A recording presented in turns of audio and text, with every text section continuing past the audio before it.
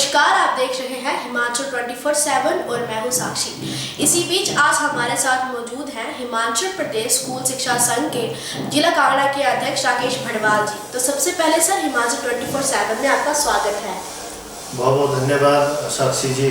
हिमाचल 24/7 ने मुझे ये मौका दिया, मैं बड़ा आभारी हूँ।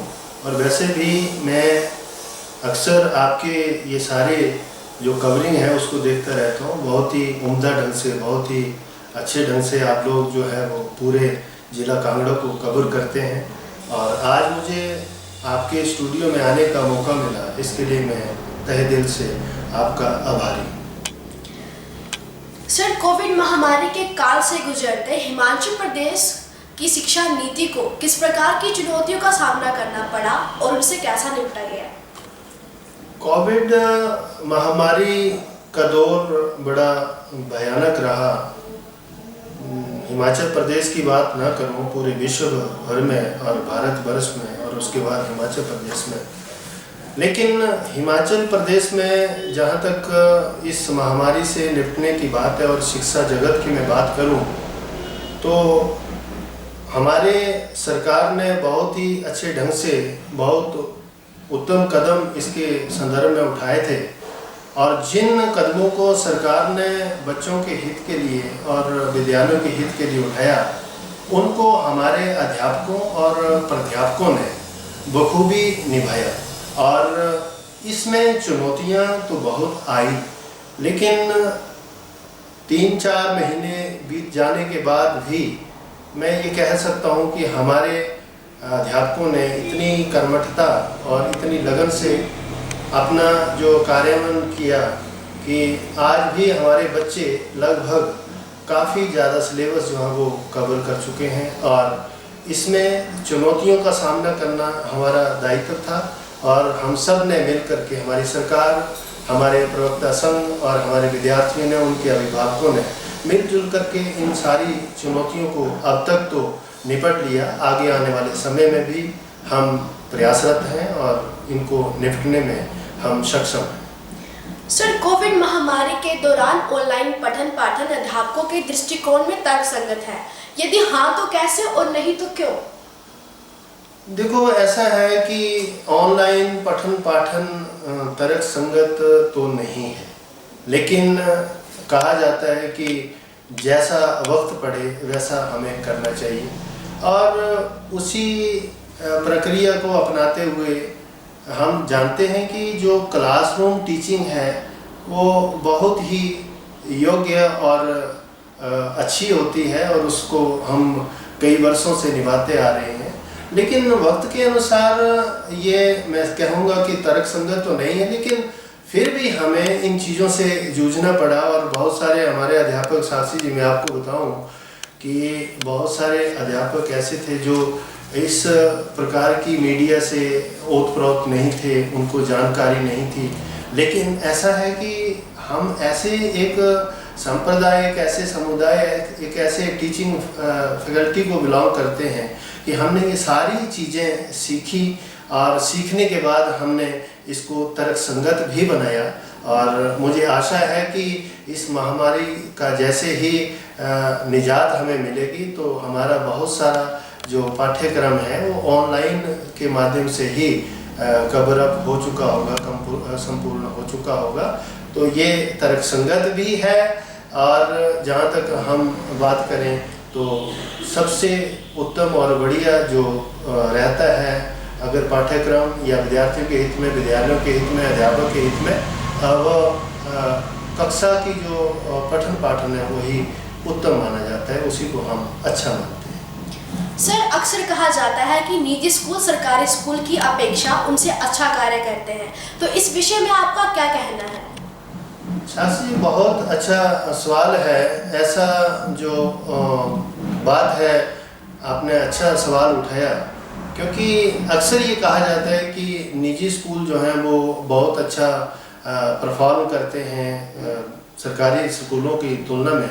लेकिन इसमें मैं ये कहना चाहूँगा कि हाँ, वो बात सही है कि वो अच्छा परफॉर्म करते हैं, इसमें कोई दो राय नहीं है। मेहनती टीचर उनके पास होते हैं। लेकिन अब ये अपवाद बन चुका है। आज के ज़माने में, आज के वक्त में और पिछले 10-11 वर्षों से हमारे पास इतने कर्मठ अध्यापकों की जो एक टीम आई हुई है। जैसे खासकर मैं आपको कहना चाहूँगा कि वर्तमान समय में हमारे आसपास जितने भी राजकीय वरिष्ठ माध्यमिक पाठशाला हैं, 10वीं तक निसंदेह विद्यार्थी जो हैं वो पठन पाठन के लिए निजी स्कूलों में जाते होंगे।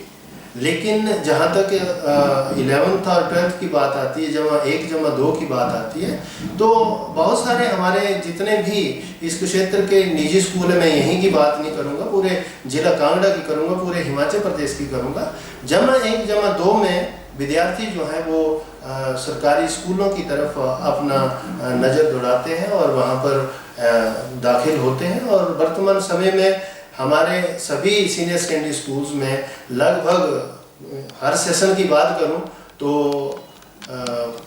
20 से 25 से 30 विद्यार्थी जो हैं वो निजी स्कूलों के हमारे स्कूलों में पलायन करते हैं, क्योंकि वहाँ पर वो लोग देखते हैं कि हमारे जो प्रवक्ता साथी हैं वो अपने कार्य में कर्मठ हैं, निष्ठावान हैं, और इसी का परिणाम है कि आज निजी स्कूलों की तुलना में जहाँ तक हमारे बोर्ड का परीक्षा परिणाम है, तो सरकारी स्कूलों के अधिकतर बच्चे जो हैं वो इस बार भी मार्च 2020 की परीक्षा में मेरिट लिस्ट में रहे हैं। अब ये मिथ है और ये गलत साबित हमारे प्रवक्ता साथियों ने, हमारे अध्यापकों ने, हमारे प्रधानाचार्य ने साबित कर दिया कि ये बात जो है वो एक मिथ थी, भ्रम थी। अब ऐसी बात नहीं है। अगर सर बात करें गुणवत्ता शिक्षा की, तो इस विषय पर पालमपुर विश्वविद्यालय सम्मेलन करवा चुकी है, तो इस विषय में आप सुचात्मक शिक्षा की कामना कर सकते हैं। गुणात्मक शिक्षा की जहाँ तक बात है साक्षी जी, तो गुणात्मक शिक्षा में हमारा विद्यालय जो है वो बिल्कुल इस चीज़ के ऊपर निर्भर करते हैं और गुणात्मक शिक्षा में विश्वास करने वाले विद्यालय हैं हमारे। हमने निसंदेह 2018 में पालमपुर कृषि विश्वविद्यालय में गुणात्मक शिक्षा के ऊपर एक राज्य सम्मेलन करवाया था। हमारे आदरणीय मुख्यमंत्री श्री जयराम ठाकुर जी उस सम्मेलन में आए थे, बाकी पूरा मंत्रीगण वहाँ पर मौजूद था। हमारे पूरे हिमाचल प्रदेश से लगभग 1,500 प्रवक्ता साथी उस सम्मेलन में मौजूद थे। गुणात्मक शिक्षा की जहाँ तक मैं बात करूँ तो गुणात्मक शिक्षा में कोई कमी नहीं है हमारे विद्यालय में। जहाँ तक हिमाचल प्रदेश सरकार की बात है तो हमारे स्कूलों में अगर वर्तमान समय में आप देखें तो इतनी सुविधाएं हमारी सरकार ने उपलब्ध करवाई हुई हैं कि उन सारी सुविधाओं का अगर हम सही ढंग से कार्य पालन करें, उनको निभाएं, तो गुणात्मक शिक्षा बिल्कुल हमारे विद्यालय में संभव है। और वर्तमान समय में मुझे हर्ष है कि हमारे विद्यालय से ही विद्यार्थी जमा 2 कक्षा उत्तीर्ण करने के बाद जो है वो भिन्न भिन्न प्रकार के प्रोफेशनल इंस्टीट्यूशंस में जाते हैं, डॉक्टर्स बन रहे हैं, इंजीनियर्स बन रहे हैं, अच्छे प्रोफेसर्स बन रहे हैं, अध्यापक बन रहे हैं, और भी कई प्रकार की कार्य कुशलता को लेकर के वो आगे जा रहे हैं। क्योंकि ये सारी चीज़ें जो हैं मेरे हिसाब से ये गुणात्मक शिक्षा का ही प्रत्यक्ष परिणाम है। सर, आप जिला कांगड़ा के प्रवक्ता संघ हैं। पिछले 2.5 वर्षों से आपको इसके चलते किन किन चुनौतियों का सामना करना पड़ा और आने वाले परिवेश में आप सरकार से क्या मांग रखना चाहते हैं? हाँ, जिला कांगड़ा का अध्यक्ष होने का मुझे गौरव प्राप्त हुआ था और लगभग हमारे इस संघ के जो कार्यकाल है उसके 2.5 वर्ष जो है वो बीत चुके हैं। 2.5 वर्ष के समय में आप जानते हैं कि जैसे आपने कहा कि विशाल जिला कांगड़ा है, तो ये इंदौरा से लेकर के हमारा यहाँ देखा जाए तो जोगिंदरनगर से पहले तक, और यहाँ जयसिंहपुर सरीमौलक से लेकर के तो आगे तक ये विस्तृत है। भिन्न प्रकार की चुनौतियों का सामना करना पड़ा और अध्यक्ष होने के नाते मुझे ये सिखाया गया, क्योंकि पिछले 20 वर्षों से मैं इस प्रकार के संघ से जुड़ा हुआ हूँ। तो हमारे जो वरिष्ठ प्रवक्ता होते थे, हमारे जो नेता होते थे, जो लीडर्स होते थे, वो अक्सर ये कहते थे कि नेतृत्व कभी सोता नहीं है। तो ये चीज़ को मैंने महसूस किया, क्योंकि चुनौतियाँ ज़रूर हमारे सामने थी, लेकिन मुझे हर्ष होगा आपको बताते हुए साक्षी जी कि हमारे पास प्रवक्ताओं की इतनी निष्ठावान और इतने कर्तव्यनिष्ठ और इतने अच्छे प्रवक्ता हैं कि हमें उन चुनौतियों का सामना करने में कोई दिक्कत नहीं आई, और आगे भी हम उन चुनौतियों का सामना करेंगे। और शिक्षा विभाग एक बहुत बड़ा विभाग है, स्वाभाविक है भिन्न भिन्न प्रकार की चुनौतियां इसमें आती हैं, लेकिन उनसे निपटने का हमारे पास एक तरीका होता है, क्योंकि कहा भी गया है कि समस्याएं और समाधान हमेशा एक ही कश्ती में तैरते हैं। तो ऐसी कोई बात नहीं है, आने वाले समय में भी हम इसको निपटेंगे। और मुझे अध्यक्ष बनने का गौरव प्राप्त हुआ है, ये मैं अपने प्रवक्ता साथियों का बहुत आभारी हूँ जिन्होंने मुझे इस लायक समझा था और इस अध्यक्ष पद पर मुझे मनोनीत किया हुआ है। सर, आपके संघ की अक्सर बैठकें होती रहती हैं, तो इसके चलते कोरोना महामारी के चलते आपके राज्य और स्तर पर आपने किस प्रकार से बैठकों का आयोजन किया? हाँ, बैठकें हमारी अक्सर होती हैं। हमारे जो संघ का, प्रवक्ता संघ का एक संविधान है, उस संविधान के अनुरूप हमें साल भर में एक जो जनरल हाउस हमें करना पड़ता है, और इसके अलावा भी हमारी छोटी मोटी बैठकें होती हैं। हमने बैठकें हम निरंतर करते आए हैं, लेकिन जब से ये कोविड महामारी का काल चला हुआ है तो निसंदेह हम व्यक्तिगत रूप से ये बैठकें नहीं कर पाए हैं। लेकिन धन्यवाद करना चाहेंगे हम मीडिया का कि हम वर्चुअल कॉन्फ्रेंस के माध्यम से एक दूसरे से जुड़ते आए हैं, और अभी थोड़े ही दिनों में, कुछ ही दिनों में मैं जिला कांगड़ा की एक वर्चुअल कॉन्फ्रेंस जो है वो करवाने जा रहा हूँ। उसमें हमारे राज्य अध्यक्ष आदरणीय केशव सिंह ठाकुर जी, हमारे आदरणीय महासचिव संजीव ठाकुर जी, हमारे वित्त सचिव धीरज व्यास जी, और इसके अलावा अन्य लोग भी उस वर्चुअल कॉन्फ्रेंस में हमारे शामिल होंगे। तो ऐसा कोई बात नहीं, मैंने अभी कहा कि समस्याएं और समाधान एक कश्ती में तैरते हैं, तो ऐसा कुछ नहीं है कि हमारा मिलन नहीं होता।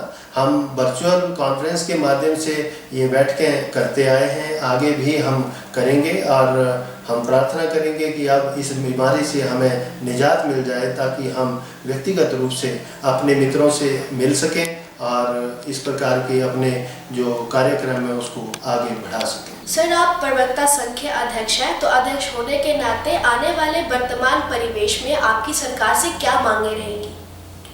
हाँ साक्षी जी, अध्यक्ष होने के नाते मांगों का पिटारा तो हमारे पास रहता ही है, और जो हमने राज्य सम्मेलन पालमपुर में करवाया था उसकी अध्यक्षता आदरणीय मुख्यमंत्री श्री जयराम ठाकुर जी ने की थी। उसमें जिन जिन भी हमने मांगों को रखा था उन्हें सहज स्वीकार किया था, और उन्हीं मांगों के तहत उसमें से बहुत सारी मांगें हमारी आदरणीय मुख्यमंत्री महोदय व शिक्षा मंत्री महोदय व हमारी हिमाचल प्रदेश सरकार ने उनको पूर्ण किया हुआ है। उसके बाद भी आपको मालूम है कि मांगों का जो सिलसिला वो चला रहता है और मांगें ख़त्म होती नहीं है। तो अभी जो हमारी वर्तमान समय में मांग है वो हमारे कुछ साथी जो है, शिक्षक साथी जो है वो अभी रेगुलर हुए हैं, उनको नियमित किए गए हैं, तो उनके फिक्सेशन को लेकर के हम चाहते हैं कि उनका इनिशियल जो सरकार की गाइडलाइन के मुताबिक था वो उनको दिया जाए। इसके साथ हमारे जो न्यू पेंशन स्कीम है उसको ख़त्म करके ओल्ड पेंशन स्कीम की बात हम अक्सर संघ के माध्यम से करते आए हैं कि उस पुरानी पेंशन को बहाल किया जाए, ताकि हमारे लोग जो हैं वो उससे वंचित न रहें। इसके साथ हमारी जो मुख्य मांग है वो मुख्यमंत्री महोदय जी के माध्यम से हमने रखी थी कि हमारे जो प्रधानाचार्य पदोन्नति का कोटा है वो वर्तमान समय में जो है उससे हम 10% की बढ़ोतरी चाहते हैं, क्योंकि वर्तमान समय में हमारे प्रवक्ताओं की संख्या जो है हिमाचल प्रदेश के शिक्षा विभाग में बहुत ज़्यादा है। तो 10% की जो वृद्धि है उसकी मुख्य मांग हमारी रहेगी, और वो मांग हमने सरकार के समक्ष रखी हुई है, और आशा है कि सरकार हमारी इस मांग को पूर्ण करेगी। यही हमारी वर्तमान मांगें हैं। तो सर, हिमाचल 24/7 न्यूज़ चैनल के माध्यम से आप प्रदेश के शिक्षकों को आपका क्या संदेश रहेगा? 24/7 हिमाचल प्रदेश जो आपका चैनल है उसके माध्यम से मैं अपने जितने भी शिक्षक साथी हैं, चाहे वो प्राइमरी के हैं, चाहे वो एलिमेंट्री के हैं, सेकेंडरी के हैं, चाहे वो कॉलेज स्तर के हैं, मैं सबसे ये आह्वान करना चाहूँगा कि इस कोरोना की महामारी में जिस कर्मठता से आपने काम किया है, आने वाले समय में भी उसी कर्मठता निष्ठावान होकर के कार्य को करें, क्योंकि बच्चों का हित हमारा सर्वहित है और विद्यालय की उन्नति ही हमारी व्यक्तिगत उन्नति है। तो मैं कहना चाहूँगा कि अपने कार्य में जैसे लगे हुए थे उससे भी ज़्यादा निष्ठा से अध्यापक हमारे लगे रहें। और इसके साथ आपका बहुत बहुत धन्यवाद, आपके चैनल हिमाचल 24/7 का बहुत बहुत धन्यवाद। साक्षी जी, आपका बहुत बहुत धन्यवाद। धन्यवाद सर।